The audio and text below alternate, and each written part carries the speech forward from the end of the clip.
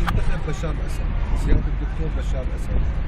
طب ممكن نعرف ليه؟ اول شغله هي اهم شغله الامان اللي لقيناه على زمانه ما لقيناه من شيء. الامن والامان. الامن والامان اهم من رغيف الخبز. لانه سياده الدكتور بشار الاسد كان مؤمن الامان والعيشه الكريمه، وهي كمان ضروريه. يعني ما في بديل عنه، لا بنلاقي ولا حنلاقي احسن من بشار الاسد. طيب شو رايك بالمرشحين البقايا؟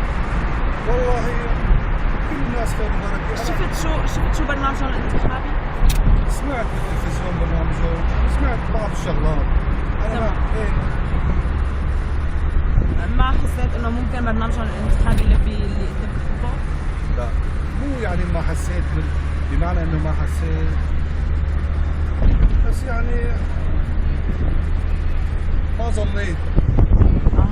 يعني ما ظنيت انه هلا رح يحسنوا يقودوا البلد مثل ما قايد الدكتور بشار الاسد.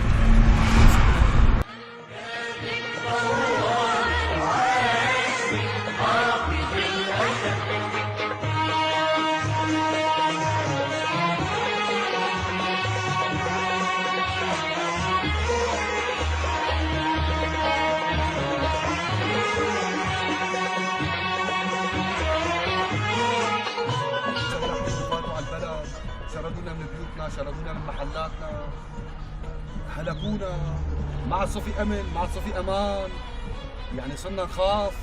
اما بالاول ما كنا نخاف، بدنا نروح وين ما بدي، يعني ارتياحيه.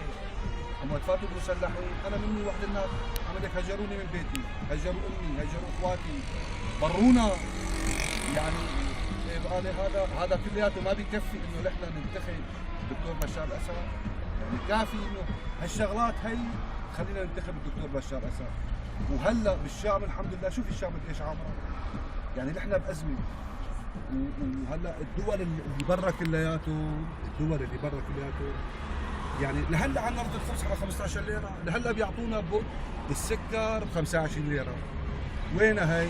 لهلا انا ببعث اولادي على المدرسه ببلاش، لهلا ببعث المرأة بتروح على المستوصف تتحكم، بتروح على المستشفى المجتهد بلاش. يعني هي مو نعمه كلياتها. بعد بنجي نحن مثلا بنجي بدنا نختار الدكتور بشار الاسد، لا والله يا عمي، والله بالدم نختار الدكتور بشار الاسد.